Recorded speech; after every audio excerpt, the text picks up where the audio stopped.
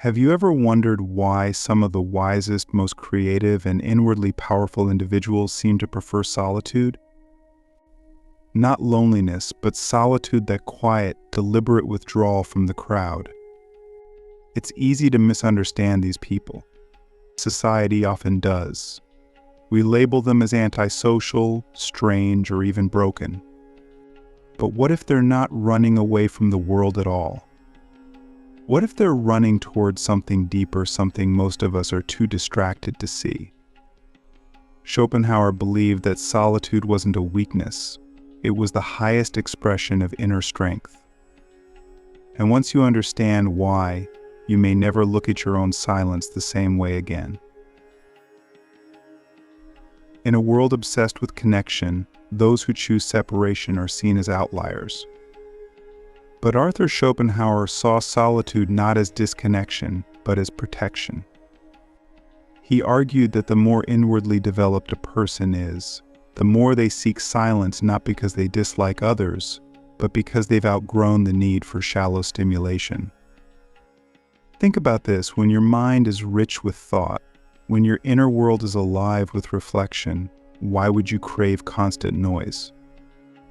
Most people can't stand to be alone, not because they enjoy company, but because they fear the emptiness of their own minds.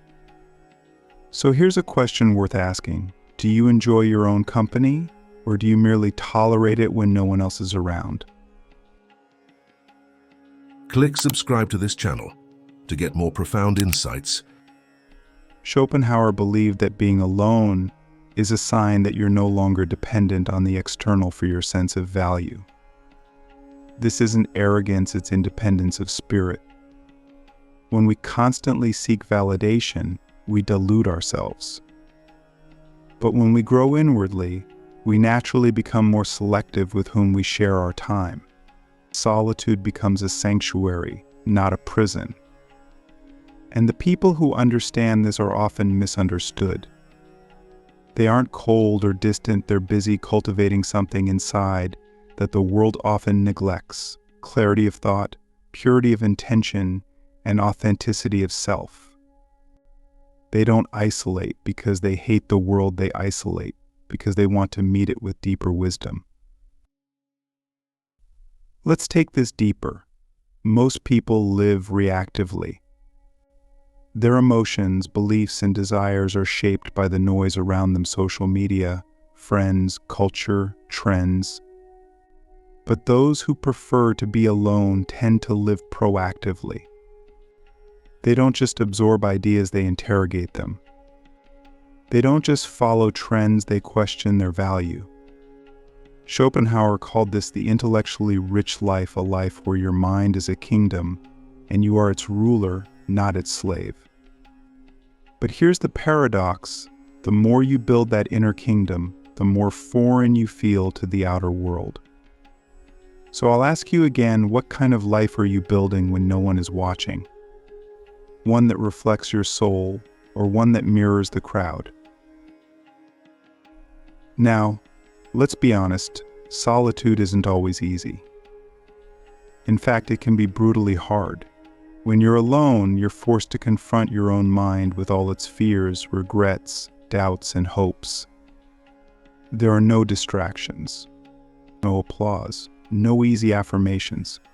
And yet, this is where the real transformation happens. Schopenhauer knew that solitude sharpens the soul. It forces us to reckon with who we really are. And in doing so, it gives birth to something rare in this world: a person who doesn't need to perform, compete, or impress, because they've already earned their own self-respect. Painful? Yes. But powerful? Absolutely. And here's where the hidden strength comes in. People who prefer solitude develop an inner resilience that can't be shaken by popularity or rejection. They've already faced their own silence, and they've made peace with it. That means they can walk alone not because they have to, but because they choose to. They don't fear being misunderstood. They don't need constant reassurance. They've built a quiet kind of confidence, the kind that doesn't announce itself, but radiates from within. And when these people step into the world, they often become its quietest yet most unshakable leaders, because they don't follow, they see. So I want to leave you with a powerful question that could radically shift your life. What would you discover about yourself if you spent an entire week in solitude, not escaping? Not numbing, but truly listening to your own mind? Most of us will never know. We're too busy, too distracted, too afraid. But those who dare to go inward often return with treasures the world cannot give: clarity, direction, and a kind of peace that isn't dependent on noise, people, or praise. That is the hidden strength Schopenhauer spoke of. And it is available to all of us if we are willing to be still long enough to meet ourselves. The fortress of the mind: why solitude builds the strongest souls and the clearest thinkers. Let's start with an idea that might feel counterintuitive in today's hyper-connected world. Solitude is not a retreat, it's a recalibration. When you deliberately step away from the noise, something profound happens to your perception of reality. You begin to see with sharper eyes, hear with deeper ears, and think with a clarity that's impossible when surrounded by constant input. Schopenhauer believed that the mind, left undisturbed, begins to reveal truths that are otherwise hidden beneath the surface of social distraction. And those who prefer to be alone are not escaping life, they are preparing to understand it with a depth most people never reach. Think of the mind as a fortress. If it's constantly exposed to the outside visitors, opinions, trends, noise, it becomes vulnerable. And its walls weaken. Its clarity fades. But when solitude is chosen, that fortress strengthens. You reinforce its structure with thought, reflection, and solitude. You begin to know what you believe, apart from what everyone else believes. You start to differentiate between what you've been told to want and what you actually want. And this is where power begins, not the power to dominate others, but the power to govern yourself. Schopenhauer once said, "A man can be himself only so long as he is alone." That statement is radical. It means that most people have never truly been themselves because they've never truly been alone. And here's a deeper layer. People who prefer solitude often possess a rare kind of emotional strength. They're not chasing relationships to feel whole. They're not clinging to others to avoid themselves. They can sit in silence and not collapse inward. That's not weakness, that's mastery. Most people need distraction to cope with existence. But the solitary person has faced reality without filters. They've stared into the abyss of their own mind and come back wiser. Not louder, not more popular, but wiser. And in a world that celebrates noise, wisdom is a quiet superpower. Let me ask you something that might shake you. When was the last time you had a thought that was truly your own, not borrowed, not repeated, but born in the silence of your own mind? If the answer is I don't know, then maybe it's time to step back. Because original thought doesn't come from endless input, it comes from intentional silence. The people who prefer solitude are often the ones who carry the most original ideas. Why? Because they've given their minds the space to wander, to explore, to question. They're not echo chambers. They're explorers of thought. And that's why so many great philosophers, inventors, and artists throughout history were solitary by nature. The fortress of the mind isn't built overnight. It's built with rituals of reflection. Daily walks without music. Reading books that challenge your worldview. Journaling not for likes, but for truth. Meditation not for trendiness, but for self-awareness. These aren't just activities, they're acts of rebellion in a world addicted to reaction. Solitude, when practiced with intention, becomes a sacred space where you meet not just your thoughts but your soul. And once you've met your soul, you no longer seek approval from the crowd. You start living from the inside out, not the outside in. That's a form of liberation most people will never know, and the solitary person experiences it every day. But let's not romanticize solitude. It can be lonely. It can be painful. There are days when it feels like exile. When you see the world bonding over shared laughter, and you're sitting alone with your thoughts, it can sting. But Schopenhauer would argue that these moments are not signs of failure.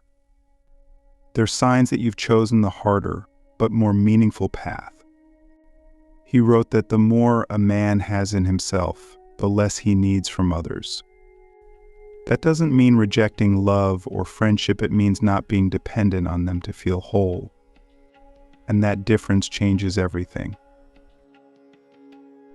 So here's the real philosophical challenge. Can you build a life where solitude is not just tolerated but cherished? Can you turn isolation into illumination? Because if you can, then you're not just surviving alone, you're evolving in ways the world can't see. And that evolution makes you dangerous in the best way. Dangerous to conformity, dangerous to manipulation, dangerous to the emptiness of a life lived only on the surface. The person who prefers solitude carries a force within them that no crowd can replicate, the force of original thought, of inner peace, of unshakable presence. And maybe that's what the world needs most right now, not more noise, but more people who have been quiet long enough to hear what really matters. The silent revolution, how solitary souls shape the world without saying a word. There's a quiet revolution happening all around us, and most people can't see it. It doesn't come with flags, protests, or viral trends. It doesn't shout. It doesn't beg for attention. It simply exists, silently, deeply, and powerfully. It's the revolution of those who prefer to be alone, the thinkers, the artists, the philosophers, and the healers, the ones who don't need to be seen to be significant. Arthur Schopenhauer understood something that most of society still hasn't. The most profound changes in human history often begin in solitude. Not in crowds, not in noise, but in the lonely rooms where someone dared to think differently. Think of the great breakthroughs in human understanding. Most of them were born in silence. Newton under the apple tree, Nietzsche walking alone in the mountains, Kafka writing into the night. These were not social butterflies, they were solitary souls. And yet, their ideas shape the very structure of how we think, feel, and see the world. Why? Because solitude creates the conditions for originality. When you're not constantly reacting to others, you begin to create from something deeper. You're not echoing the world, you're offering it something new. And sometimes the most revolutionary act is to withdraw, reflect, and return with insight no one else was brave enough to discover. This is the hidden strength of those who prefer to be alone. They are architects of inner worlds. They are not just escaping noise, they are building clarity. And when they do speak, what they say carries weight. Not because it's loud, but because it's been tested in silence. Schopenhauer saw this clearly. He believed that people of depth naturally feel out of place in a shallow world. But that's not a flaw, it's a signal. A sign that you are tuned into a frequency that most people are too distracted to hear. And the more you listen to it, the more you align your life with truth, not trend. But here's where it gets real. Being a solitary soul in a social world takes courage. It's easy to follow the crowd. It's easy to conform.